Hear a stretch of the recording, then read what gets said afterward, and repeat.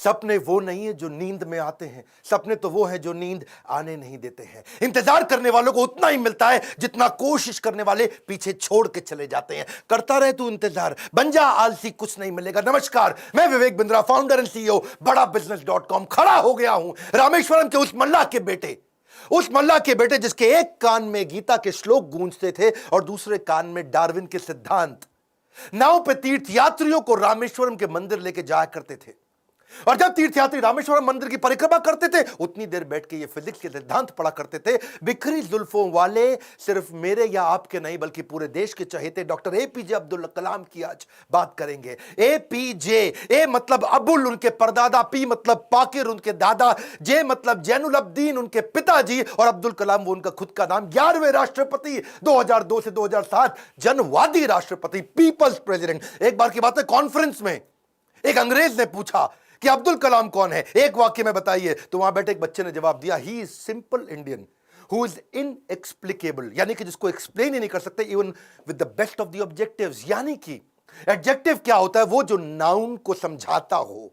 संज्ञा की विशेषता को विशेषण बोलते हैं। दुनिया के सारे विशेषण लगा दो पर उनकी विशेषता को परिभाषित नहीं किया जा सकता। ऐसे थे अब्दुल कलाम। एक बार किसी बच्चे ने उनसे पूछा, सफल होने का क्या मंत्र है? बोले 4 चीजें करनी है, 4 बातें। समझ लो ये वीडियो गेम चेंजर है। 4 बातें। बोला सफल होने के लिए पहले बनाओ बहुत जबरदस्त एम, ग्रेट एम। दूसरा, उस एम के लिए सारी नॉलेज एक्वायर करते जाओ, उसके लिए जो चाहिए नॉलेज एक्वायर कर लो। तीसरा, फिर करो दबा के हार्ड वर्क। और चौथा, परसीवरेंस। हार नहीं माननी है भैया। क्या नहीं माननी? हार नहीं माननी। जीवन को हमेशा ऐसे जियो कि जीवन खत्म होने के बाद भी लोग जिंदगी भर आपको याद रखें, अपनी अपनी जिंदगी तक आपको याद रखें। शुरू से शुरुआत करते हैं। डॉक्टर एपीजे अब्दुल कलाम, 15 अक्टूबर 1931 को उनका जन्म रामेश्वरम के तमिलनाडु में हुआ था। कमजोर आर्थिक स्थिति के एक मुसलमान परिवार में उनका जन्म हुआ। पेशे से उनके पिता नाविक थे, और पिता क्योंकि ज्यादा पढ़े लिखे नहीं थे तो शुरू से उनको काफी तकलीफें आई। एक बार क्लास के अंदर उनका एक दोस्त हुआ करता था जो कि मुख्य पुरोहित को बेटा था, और मुख्य पुरोहित को बेटा जो रामदास शास्त्री अपने इसके साथ में पहली बेंच पे बैठे मास्टर जी नाराज हो गए। ए मुसलमान लड़का प्रमुख शास्त्री के बेटे के साथ पहली बेंच पे कैसे बैठा? उनको लगा के थप्पड़ पीछे बैठा दिया, भाग पीछे जाकर के बैठ। अब्दुल कलाम चुपचाप जाके पीछे बैठ गए। और क्या सोचिए, इस घटना पे उन्होंने उस दिन संकल्प लिया, पीछे बैठ के दुनिया बदलूंगा। और पीछे बैठना कोई मायने नहीं रखता, इसलिए वो कहा करते थे देश का सबसे अच्छा दिमाग क्लासरूम की आखिरी बेंच पे भी मिल सकता है। अच्छा, परिवार बहुत बड़ा था, 10 भाई बहन थे। पैसों की कमी तो होनी थी, तो अपने खर्चा निकालने के लिए अखबार बेचना शुरू किया। छोटी उम्र में अखबार क्यों बेचते थे? इनको पता था पैसा तो मिलेगा, लेकिन सारे रास्ते में बेचते वक्त पूरे अखबार को पढ़ जाऊंगा। चलते चलते सारे अखबार को पढ़ जाया करते थे। 8 साल की जब उम्र में थे ना, ये बहुत छोटे थे, इनके गांव से कई किलोमीटर दूर एक मास्टर जी बहुत बढ़िया गणित पढ़ाते थे और बोले सुबह 4 बजे 1 घंटे की क्लास फ्री है, उसी बच्चे को पढ़ाऊंगा सुबह 4 बजे जो नहा धो के आएगा। अब ये कई किलोमीटर दूर सुबह 3 बजे उठ के तैयार हो के नहा के ठंडे पानी से किसी भी मौसम में, सर्दी हो बारिश हो या तूफान हो, 4 बजे पहुंच जाया करते थे। कलाम जब रात को भी घर में पढ़ते थे तो उनके वहां पे लालटेन होती थी, केरोसिन ऑयल से जलने वाली। 7 से 9 केवल 2 घंटे का तेल था इनके पास में, वो केरोसिन ऑयल, मिट्टी का तेल। लेकिन पिताजी माताजी इनकी जब देखा पढ़ने में इंटरेस्ट है तो उन्होंने अपने लिए अंधेरा रखा और इसके लिए 11 बजे तक किया। मेहनत से कभी डरे नहीं, ईमानदारी से कभी हटे नहीं। छोटा लक्ष्य देखना पाप के समान है, इसलिए हमेशा महान लक्ष्य चुनना होगा। जब 5वीं क्लास में थे, उनके टीचर सुब्रमण्यम अय्यर, श्री शिवा सुब्रमण्यम अय्यर, जो बच्चों को सिखा रहे थे चिड़िया कैसे उड़ती है, उसकी डिटेल की डिटेल, चिड़िया कैसे उड़ती है, चिड़िया कैसे उड़ती है, बच्चों को समझ ही ना आए तो ये उनको वहीं समुद्र के किनारे ले गए और वहां उड़ती हुई चिड़िया दिखाई। और वो लाइव एग्जाम्पल जब दिखाया चिड़िया उड़ती हुई, उसकी डिटेल की डिटेल पंखों की समझाई, तो उनके दिमाग में वहीं से इनका प्रोफेशन शेप हो गया। उनका घर समुद्र के करीब था और इच्छाएं आकाश से आगे थी, वहीं से एरोनॉटिक्स इनको समझ में आया। हाई स्कूल इन्होंने रामनाथपुरम के एक श्वार्ट हायर सेकेंडरी स्कूल में किया। और एक दिन एक बार अपने स्कूल में किसी गलत क्लास में पहुंच गए, और गलत क्लास में जब अंदर घुसे तो टीचर ने इनको चपत लगाई, जब तक तुम्हें यही नहीं समझ में आ रहा कि तुम्हारी क्लास कौन सी है, मैथमेटिक्स की क्लास में तुम गलत क्लास में पहुंच गए तो तुम क्या पढ़ोगे और क्या आगे बढ़ोगे। और वहीं इन्होंने इतनी पढ़ाई करी मैथमेटिक्स में कि 100 में 100 नंबर ले आए। टीचर भी हैरान हो गया, अगर तुम सूर्य की तरह चमकना चाहते हो तो पहले सूर्य की तरह जलना होगा। बचपन से ही आसमान में उड़ने की इच्छा थी, इसीलिए इन्होंने मद्रास के हाईएस्ट कॉलेज, देश का सबसे अच्छा कॉलेज था MIT, Madras institute of technology, वहां एरोनॉटिकल इंजीनियरिंग में दाखिला लिया। बहन ने काफी पैसा अपना सोना गहना गिरवी रख करके इनको 1000 रुपए दिया। कॉलेज में अब एरोनॉटिक्स था तो विमान के डिजाइन बनाने थे, प्रोजेक्ट मिला, अब विमान के डिजाइन बनाने में लग गए और डिजाइन जो बनाया और टीचर को दिखाया, टीचर को पसंद नहीं आया और टीचर ने कहा अगर तुम एक अच्छा डिजाइन नहीं बना सके ना अब्दुल कलाम तो तुम्हारी स्कॉलरशिप छिन जाएगी, स्कॉलरशिप छिन जाएगी, स्कॉलरशिप छिन जाएगी। इनका दिमाग चकरा गया।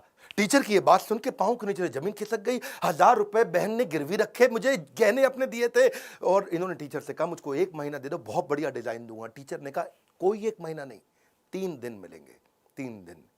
इनका दिमाग हिल गया उस समय, ये घबरा गए थे स्कॉलरशिप ना छिन जाए। उसके बाद तो उन्होंने 3 दिन ना खाया ना सोए, 3 दिन ना खाया ना सोए, 72 घंटे लगातार उस पर काम किया, जी जान लगा दिया। और जब प्रोफेसर ने देखा डिजाइन, प्रोफेसर भी हैरान हो गए, उनकी आंख में आंसू आ गए। बोला बहुत बढ़िया डिजाइन बनाया। नींद और निंदा पर जो विजय पा लेते हैं उनको आगे बढ़ने से कोई नहीं रोक सकता। जो नींद और निंदा पे विजय पा लेता है उनको आगे बढ़ने से कोई नहीं रोक सकता है। इसके बाद MIT की परीक्षा अच्छे नंबर से उन्होंने पास करी। अब पढ़ाई तो उनकी हो चुकी थी। अगली लर्निंग इनके जीवन से क्या है? फेलियर को हार्ट में और सक्सेस को हेड में घुसने नहीं देना चाहिए। दिल और दिमाग को कंट्रोल में रखो। अब इनके पास 2 इंटरव्यू की ऑप्शंस आई, एक मिनिस्ट्री ऑफ डिफेंस से और दूसरी एयरफोर्स से। इनको कहां जाना था आपको मालूम है? एयरफोर्स में। और जो डिफेंस का था वो दिल्ली में था और एयरफोर्स था देहरादून में। तो दिल्ली होते हुए देहरादून जा रहे थे और वापसी पे इनको दिल्ली आना था।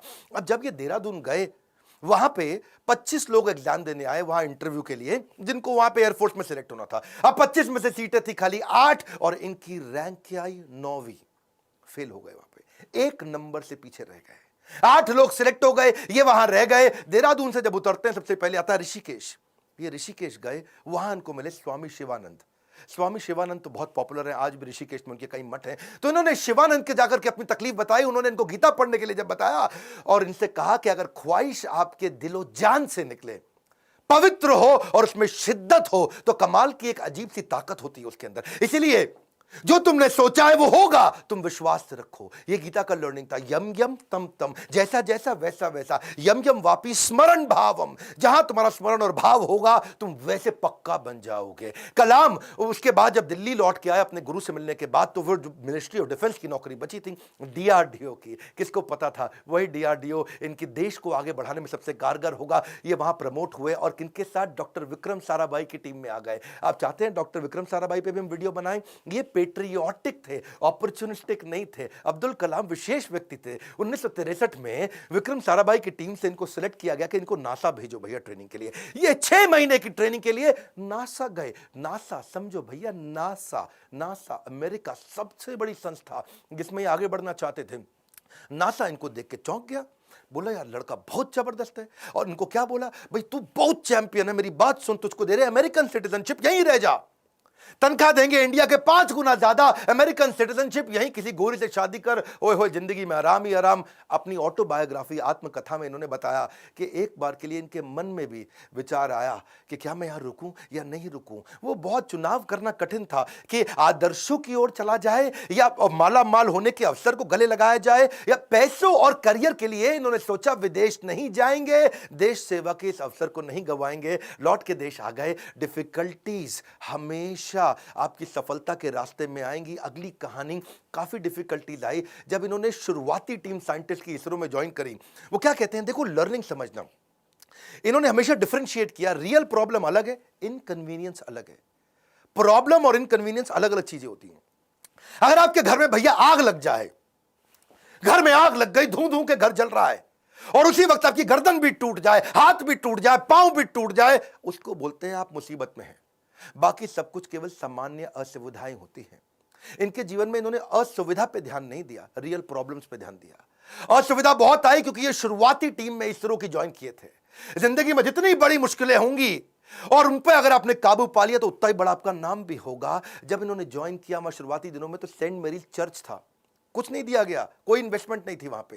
सेंट मेरीज चर्च को इन्होंने अपना ऑफिस बनाना पड़ा इनको। वहां सारे साइंटिस्ट इंजीनियर जो नासा से ट्रेन होकर आए थे वो चर्च में बैठ के ऑफिस में बैठे और बीच पे उन्होंने समुद्र के किनारे अपना रॉकेट का लॉन्च पैड बनाया। और जो अस्तबल होता है या बल्कि कैटल शेड, जो गौशाला होती है, वहां की लेबोरेटरी बन गई। बिशप जो चर्च के फादर थे उनके घर को इन्होंने अपना वर्कशॉप बनाया। साइकिल पे और बुल्लक कार्ट पे, बुल्लक कार्ट समझते हैं बैलगाड़ी है जी, धीरे धीरे चक्का चलता है या खुद ही साइकिल पे रॉकेट रख रख के ले जा रहे थे। रॉकेट के छोटे छोटे पार्ट वाटर सैटेलाइट, आज भी फोटोग्राफ्स हैं। सारी डिफिकल्टीज के बीच में इन्होंने पहला साउंडिंग रॉकेट 1963 में लॉन्च किया था। ये इतना मशगूल हो गए भैया काम में, इतना मशगूल हो गए, इनकी सगाई फिक्स हो गई थी। उस समय ये 32 साल की उम्र थी, इनकी सगाई फिक्स हो गई, ये काम में लगे रहे, भैया रॉकेट जाएगा, रॉकेट जाएगा, देश का पहला रॉकेट जाएगा। ये सगाई पे जाना भूल गए लोग बेचारे, वहां मंडप पे इंतजार करते रहे। मंडप तो नहीं, रिंग सेरेमनी थी, वहां इंतजार ही करते रह गए। अरे अब्दुल कलाम आएगा। अब्दुल कलाम रॉकेट बनाने में लगे थे देश के लिए। जीवन में कठिन दौर से गुजरते वक्त ये मत सोचिए कि ये जिंदगी में कठिनाइयां हमेशा रहेंगी। ये कठिनाइयां आई हैं और चली जाई हैं, चली जाएंगी। इन्होंने गीता हाथ में पकड़ ली थी, इनको इनके गुरु ने दिया था, और गीता में क्या बताया, आगाम पाइनो, कठिनाइयां आएंगी और चली जाएंगी। 1969 में इसरो के डायरेक्टर की जब इनको कमान दी गई तो उन्होंने सोचा कि क्यों नहीं SLV-3। SLV-3 क्या होता है? ये एक होता है सैटेलाइट लॉन्च व्हीकल, यानी कि कभी सैटेलाइट को भेजते हैं तो उसका एक लॉन्च व्हीकल चाहिए होता है। एक होती है गोली ठा और एक होती है गोली के लिए बंदूक जिससे गोली निकलती है, तो एक लॉन्च व्हीकल होता है जिससे सैटेलाइट को भेजते हैं और जो अपने ऑर्बिट में जाके सेट होता है। तो जब इनके पास पैसा नहीं था वहां पे, इन्होंने क्या कहा कि भैया SLV-3 के लिए काम करूंगा और PSLV के लिए काम करूंगा। SLV-3 में 1 रुपया लगेगा, PSLV में 1 रुपया लगेगा, तो दोनों मिला के 2 रुपया लग जाएगा। तो ऐसा करते दोनों को एक साथ करने का जुगाड़ करता हूं, 1 रुपये 20 पैसे में कर दूंगा, 80 पैसा बच जाएगा। तक थोड़े कम खर्चे के अंदर दोनों प्रोजेक्ट पूरे कर दिए। इसके लिए उन्होंने सरकार से फंड मांगा। इंदिरा गांधी ने बोला फंड नहीं है, पब्लिकली मना कर दिया, प्राइवेटली थोड़ा सा फंड इनको दिया, और थोड़ा सा फंड मिलने के बाद ये जी जान से अपने प्रोजेक्ट पर लग गए। अब अब्दुल कलाम है भैया, 18 घंटे रोज काम करते थे, साल के 365 दिन, लीप ईयर में 366 दिन भी काम करते थे। 1969 से 1989 तक 10 साल इन्होंने अपना जी जान से मेहनत किया। केवल 2 बार छुट्टी ली, एक बार पिता के देहांत पे, एक बार माता के देहांत पे। बाकी दिन कोई सैटरडे संडे नहीं, 15 अगस्त 26 जनवरी नहीं। 10 साल के कठिन परिश्रम के बावजूद 1979 में इनका SLV-3 satellite launch vehicle fail हो गया। और जब फेल हुआ तो ये बहुत घबरा गए, क्योंकि उस समय ये इसके ऊपर पूरा देश देख रहा था, इनको पूरी दुनिया की मीडिया देख रही थी, इनको हताश हो चुके थे। और उस परिस्थिति में इनके जो प्रोफेसर सतीश धवन जो चेयरमैन थे उस समय, उन्होंने इनको बुलाया कि आओ अब्दुल कलाम, चलो मीडिया इंतजार कर रही है, वहां जाके बात करना होगा। कलाम घबराए हुए थे, अब सब कुछ मेरे ऊपर आ जाएगा, क्योंकि ये मिशन डायरेक्टर, प्रोजेक्ट डायरेक्टर थे। As a mission director, project director, इनके फेलियर पे पूरी दुनिया देख रही थी। और जब सतीश धवन ने इनको बुलाया तो ये और घबरा गए। अब मीडिया को क्या जवाब दूंगा? मीडिया ने कहा करोड़ों रुपया तुमने देश का लगा के बर्बाद कर दिया, तुम्हारे को क्या अधिकार था? और वहीं प्रोफेसर सतीश धवन ने माइक ले लिया और माइक लेकर के क्या बोला, ये टीम बहुत जबरदस्त है, पहली बार किया है, फेल हुए हैं, 1 साल के अंदर यही टीम दोबारा इसी SLV-3 को लॉन्च करेगी। और दुगनी ऊर्जा भर दी टीम के अंदर। सारे फेलियर को, अब्दुल कलाम के फेलियर को उन्होंने अपने ऊपर ले लिया। ये देख करके अब्दुल कलाम हैरान हो गए। 1 साल दोबारा जी जान से मेहनत करी, इंटेलिजेंस आ चुकी थी, और इस बार SLV-3 जब सफल हो गया तो उसके बाद फिर अब दोबारा प्रोफेसर धवन ने माइक इस दफा कलाम जी के हाथ में दे दिया। बोला अब तुम सफल हो गए हो, अब जवाब तुम दोगे। अब्दुल कलाम हैरान हो गए, बोले दिस इज कॉल्ड लीडरशिप।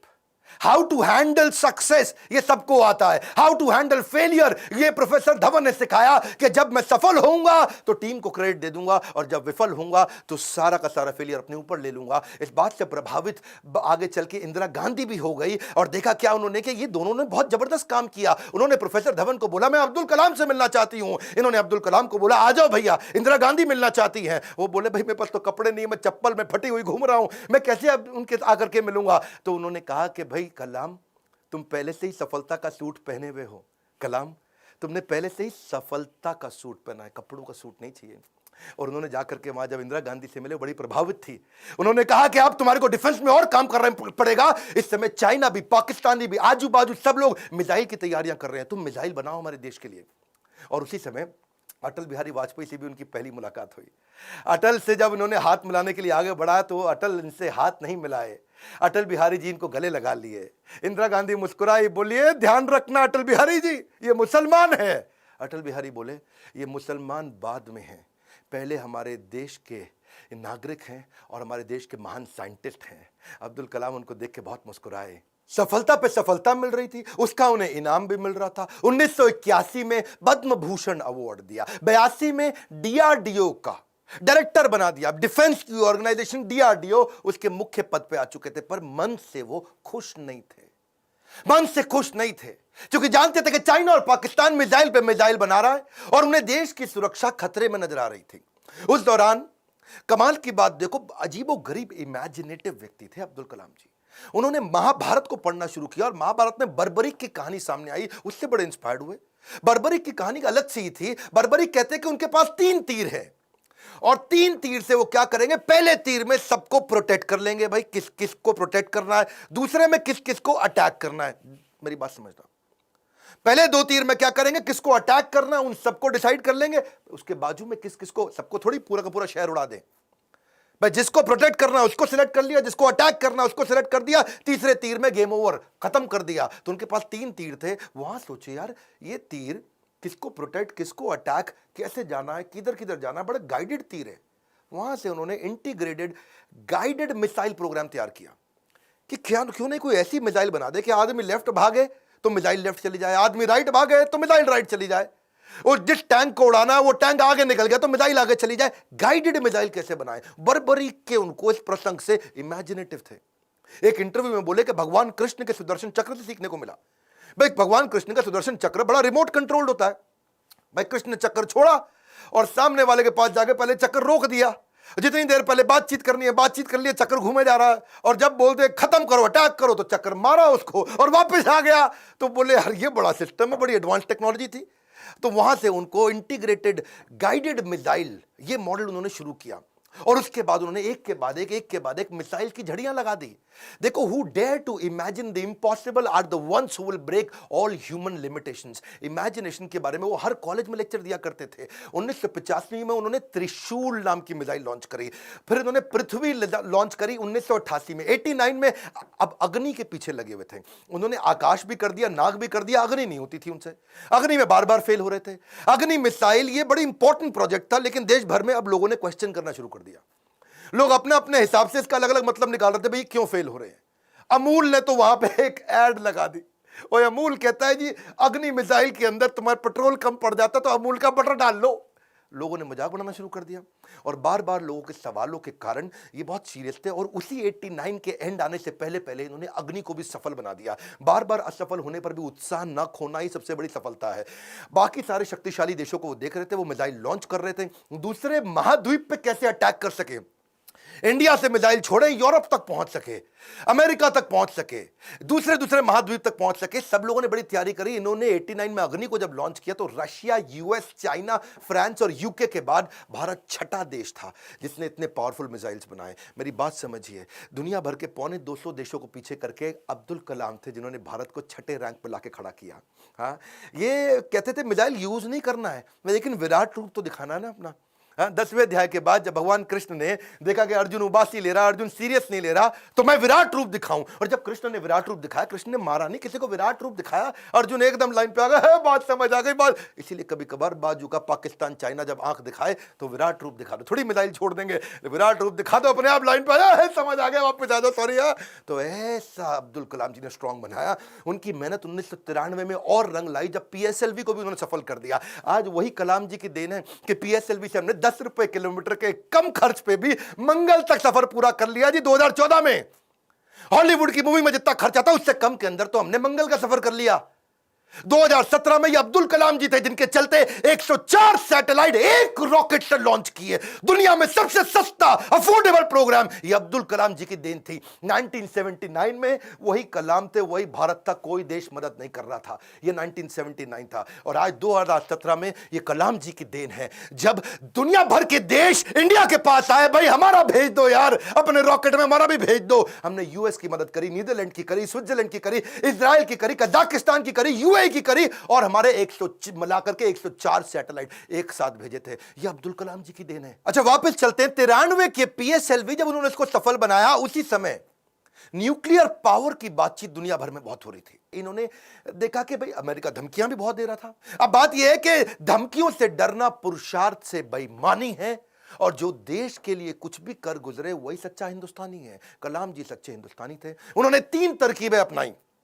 पहली, जितने भी अपने साइंटिस्ट हैं उनको आर्मी की वर्दी में डाल दो, सैटेलाइट को समझ ही ना है कि भाई ये तो नॉर्मल आर्मी घूम रही है, ये कोई साइंटिस्ट थोड़ी है, ये तो नॉर्मल आर्मी है। पहला।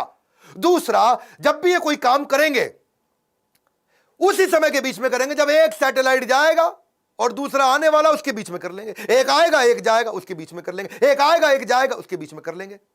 तो ये उतने ही टाइम में तैयारी करते थे। और तीसरा, काम खत्म होने के बाद जमीन को एकदम साफ सुथरा ऐसे सेट करते थे, जब सैटेलाइट आएगा पता ही नहीं चलता कुछ हुआ यहाँ पे, ओए आर्मी वाले आराम से घूम रहे हैं। अमेरिका को पता नहीं लगने दिया। 1992 से 97 लगातार उन्होंने काफी काम किए। आसपास के गांव और अन्य लोगों को कभी नहीं पता चला कि यहां हुआ क्या है, और यही मेहनत उनकी रंग लाई। 1998 में भारत ने ऑपरेशन शक्ति के नाम से परमाणु परीक्षण कर दिया, चुपचाप कर दिया। आज इन्हीं प्रयासों से भारत परमाणु समृद्ध बन पाया है। 5 देश थे उस समय में, फ्रांस था, यूएस था, रशिया, यूके और चाइना। ये 5 देश थे। हमें किसी से दिक्कत नहीं थी, हमें चाइना से दिक्कत थी, क्योंकि चाइना चुपचाप उस समय पाकिस्तान को भी परमाणु शक्ति दे रहा था। वो तो आपको पता ही है जी, है वो तो उसका नाजायज, मैं जरा नहीं बोलूंगा। तो उसके चक्कर में, पाकिस्तान और चाइना के चक्कर में यहां इंडिया ने काम पूरा कर दिया। उनके लगातार प्रयासों के चलते 1997 के अंदर उनको भारत रत्न दिया गया। 41 साल तक उन्होंने भारत की सेवा करी। 1999 में वो रिटायर हुए। उन दिनों वाजपेयी जी एक्शन में चल रहे थे इधर, यहां ये रिटायर हुए, वाजपेयी जी एक्शन में। उन्होंने फोन मिला दिया, ओ हाँ भी कलाम जी, बात सुनो यार, अपना मंत्रिमंडल हम बना रहे हैं, तुम्हारे को हम मिनिस्ट्री देना चाहते हैं, आ जाओ यार। तुम बुद्धिमान आदमी हो, विजनरी लीडर थे। वाजपेयी जी अपने आप में विजनरी थे। बोले अब्दुल कलाम को लूंगा तो बहुत अच्छा रहेगा, माइनॉरिटी भी हमारे साथ जुड़ेगी, बुद्धिमत्ता भी मिलेगी, इंटेलिजेंस भी बिल्ड होगा। अब्दुल कलाम जी को कन्विंस करने में लगे। कलाम जी बोले 1 दिन बाद बताऊंगा जी। 1 दिन बाद कलाम जी ने फोन कर दिया कि जी मैं अस्वीकार करना चाहता हूं, और मिल करके फिर जाके बोला कि मुझको एक नई पीढ़ी तैयार करनी है जो भारत को विश्व गुरु बना सके। एक नई पीढ़ी तैयार करने के लिए मैं कॉलेजेस में पढ़ाना चाहता हूं। अपनी टीचिंग के प्रोफेशन के लिए अन्नामलाई यूनिवर्सिटी तमिलनाडु साउथ वापस चले गए। अगली बार यहां तो सब ठीक हो गया। अब जब राष्ट्रपति बनने का समय आया 2002 में, कई लोगों का नाम आया, बहुत सी चीजें आगे पीछे हुई, और उन्हीं दिनों जब वो नाम आया तो फिर से यहां घंटी बजते रही इनके ऑफिस के अंदर, कलाम जी के। और जब ऑफिस में घंटी बजती रही, किसी को नहीं पता चला, तो किसी ने, इनके वाइस चांसलर ने इनके यूनिवर्सिटी में जाके भाग के कलाम जी को बोला, अरे कलाम जी आपके यहां प्रधानमंत्री जी का फोन आ रहा है बार बार। कलाम जी गए, उन्होंने फोन उठाया, तो नमस्कार, बातचीत शुरू हुई। तो वाजपेयी जी ने कहा, देखिए एक रिक्वेस्ट करूंगा, अब मना नहीं करना, पिछली बार आपने मना किया था, अब नहीं करना। तो कलाम जी ने पूछा, कहिए क्या रिक्वेस्ट है। वाजपेयी जी बोले, हम आपका नाम देश का राष्ट्रपति बनाने के लिए रिकमेंडेशन देना चाहते हैं, आप हाँ कर दीजिए। अब्दुल कलाम जी मुस्कुराए और बोले 1 घंटे का समय दीजिए। 1 घंटे के बाद वो वापस गए। उन्होंने फिर फोन किया और स्वीकार कर लिया। बोला ठीक है, मैं इसके लिए तैयार हूं। अब कलाम जी का राज्य अभिषेक होना था, जैसे भगवान राम का राज्य अभिषेक हुआ 14 साल के वनवास के बाद में। और भगवान राम जब वापस आए और उनका अभिषेक, तो अभिषेक के समय पर उनके भाई ने उनसे पूछा कि आप किस किस को राज्य अभिषेक में बुलाना चाहते हैं। तो भगवान ने बोला 14 साल में था नहीं, मेरे यहाँ कोई दोस्त है नहीं, और जो हमारे दोस्त थे उन सबको आप जानते ही हैं, आपने सबको इन्वाइट कर ही लिया होगा। और इतने में भगवान राम ने कहा, हाँ, पर इस वनवास के दौरान मेरा एक दोस्त बना था। वही शुरुआत के जो साल थे, उन दिनों एक नाविक हमें नदी पार कराया करता था, केवट। वो केवट ने हमारी बहुत मदद करी है, वो हमारा मित्र है। उस केवट को बुला के लाओ राज्याभिषेक में। और केवट को लाके सबसे आगे भगवान राम के उस राज्याभिषेक में बुलाया गया था। ठीक उसी प्रकार जब अब्दुल कलाम जी से पूछा गया कि अब आपका भी राज्याभिषेक हो रहा है, you are going to become president of India, और कलाम जी ने कहा, आपने जिस जिसको बुलाना था सबको बुला लिया है। मेरे 2 ही मित्र हैं। जब मैं साउथ में रहा करता था तो उस समय एक मोची जो मेरे जूते बांधने में फटे जूते होते थे, उसने मेरी बहुत मदद करी, वो मेरा मित्र है, उसको बुला लीजिए। और एक ढाबे वाला जिसने उनको खाना खिलाया और कभी कभी 2 रोटी एक्स्ट्रा भी खिलाई, बोला उनको दोनों को जरूर बुला लीजिए। विनम्रता के उदाहरण खत्म थोड़ी होंगे। आमतौर पर जब व्यक्ति बड़ा होता है या राष्ट्रपति बन जाता है तो कहीं कहीं ट्रक लेकर के राष्ट्रपति भवन जाता है और कहीं मल्टीप्लाइड एक्स्ट्रा ट्रक लेकर के बाहर निकलता है। पर अब्दुल कलाम जी केवल एक मात्र ऐसे राष्ट्रपति थे जो 2 सूटकेस से भवन में गए थे और निकलते वक्त 2 ही सूटकेस लेकर के भवन से वापस आए थे। उनकी कुल संपत्ति में क्या था? कुछ नहीं था। एक रामेश्वर में उनका पैतृक घर जो उनके पिता ने बनाया था, 2500 उनकी किताबें, एक वीणा जिसको बजाने में उनको बड़ा आनंद आया करता था, वीणा बहुत बजाते थे, एक उनकी कलाई की घड़ी, एक सीडी प्लेयर जिसमें वो भजन सुना करते थे, एक लैपटॉप था, 6 कमीजें जिनमें 3 तो डीआरडीओ की दी थी, 3 उनकी खुद की थी, 4 पेंट थी टोटल जो 2 डीआरडीओ की दी थी, 2 उनकी खुद की थी, 3 सूट थे और 1 जोड़ी जूता। हाँ, लेकिन उनके पास खास बात क्या थी? 40 डॉक्टरेट थी। खुद पीएचडी की पढ़ाई कभी नहीं करी, कोई मेडिकल पीएचडी की पढ़ाई नहीं करी, पर जिस यूनिवर्सिटी जाते थे लोग उन्हें डॉक्टरेट देते थे। लॉ, इंजीनियरिंग, साइंस, कितनी तरह की doctorate, Padma Bhushan, Padma Vibhushan, Bharat Ratna, Veer Savarkar award, Ramanujan award, कई प्रकार के इनको अवार्ड मिले। उनकी एक खास बात मैं जरूर बताना चाहूंगा, हालांकि वो मुसलमान थे लेकिन वेजिटेरियन थे। उनका बड़ा प्रेम था, एनिमल्स आर एंजल्स विद फर। पक्षी जगत पर्यावरण का सूचक होता है। कलाम जी क्या कहते थे? वो पर्यावरण का सूचक है, और अगर वो मुसीबत में है तो समझ लेना कि अब हमारे भी बुरे दिन दूर नहीं है। एक बार उनको जो डीआरडीओ की उनकी दीवार हुआ करती थी ना बाउंड्री की, तो उनको बोला गया सिक्योरिटी के लिए कांच वांच लगा दो। बोला बिल्कुल नहीं, ये बर्ड्स के लिए बड़ा हार्मफुल हो सकता है। उन्होंने मना कर दिया। और जिस समय वो प्रेसिडेंट बने थे, बाद में जब वो राष्ट्रपति भवन के अंदर मुगल गार्डन में जब वॉक किया करते थे ना, तो वो एक मोर को देखा जो ना मुंह खोल पा रहा ना बंद कर पा रहा है।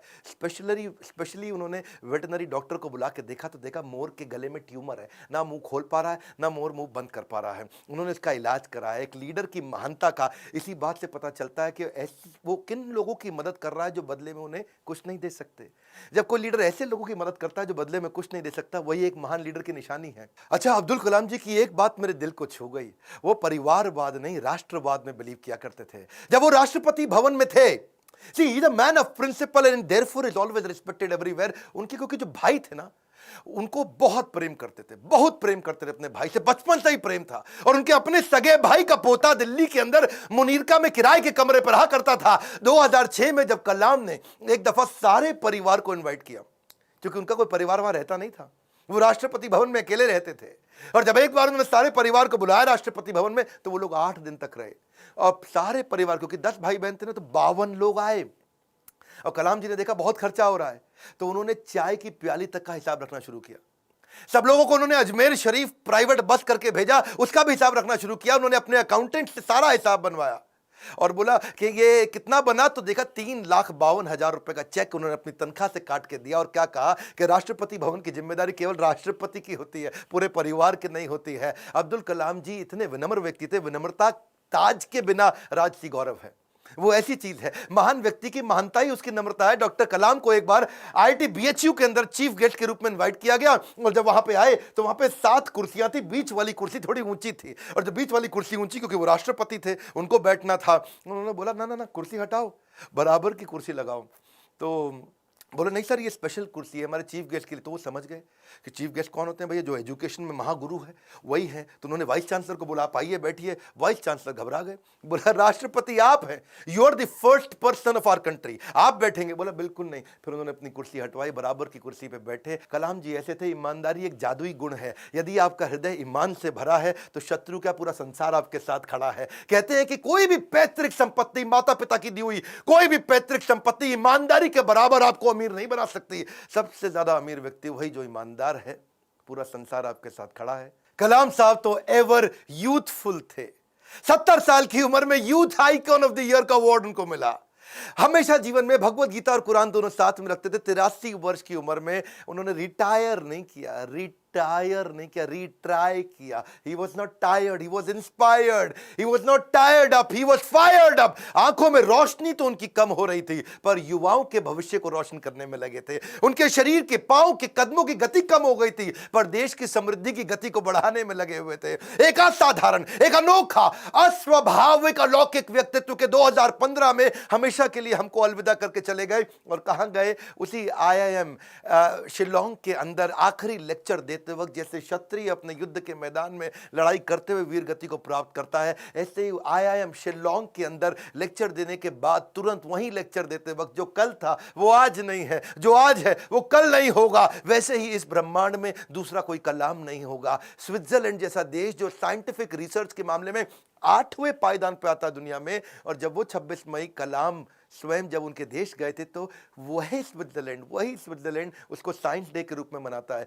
यूएन उनके जन्मदिन को यूएनओ कहता है कि इसको हम वर्ल्ड स्टूडेंट डे के रूप में मनाते हैं। बन जाती है परिभाषा भारत के सम्मान की जब जब बात होती है श्री एपीजे अब्दुल कलाम की। अब्दुल कलाम जी रेस्ट इन पीस नहीं है, बट रेस्ट इन मी है। अब्दुल कलाम जी आप लौट गए, आप कैसे आएंगे? अगर आप नहीं आएंगे तो आपके शिक्षा के रूप में तो आप हमारे साथ हैं। आज बड़ा बिजनेस भी, इतने सारे बिलियनियर प्रोफेसर हैं, आप हमारे प्रोफेसर नहीं है, लेकिन आपकी शिक्षाओं को हमने प्रोफेसर बनाया है। आज बिलियनियर प्रोफेसर के साथ अफोर्डेबल तरीके से सबको सिखा रहे हैं। आज कलाम साहब भी अगर हमारे प्रोफेसर होते तो कितनी ताकत बढ़ जाती, पर उनकी लर्निंग को तो प्रोफेसर बना सकते हैं। एक ऐसा व्यक्ति जो मिट्टी के तेल में पढ़ करके जीवन बिताया, जिसने हाथ में फिजिक्स की किताब जिसने दिन रात पढ़ाई करी, अखबार बेचते बेचते पढ़ना सीखा। और हाँ, 23 जनवरी को सुभाष चंद्र बोस जी का जन्मदिन है। क्या आप उनके बारे में वीडियो देखना चाहते हैं? कमेंट बॉक्स में बताइए। सरदार पटेल के विषय में वीडियो देखना चाहते हैं? कमेंट बॉक्स में बताइए। शेयर करिएगा इस वीडियो को। वो क्या है, गाली देता है ना कि कोई मिनाटी खूब गाली देके मिलियन सब्सक्राइबर बनाता है, बच्चों को लगता है कूल है।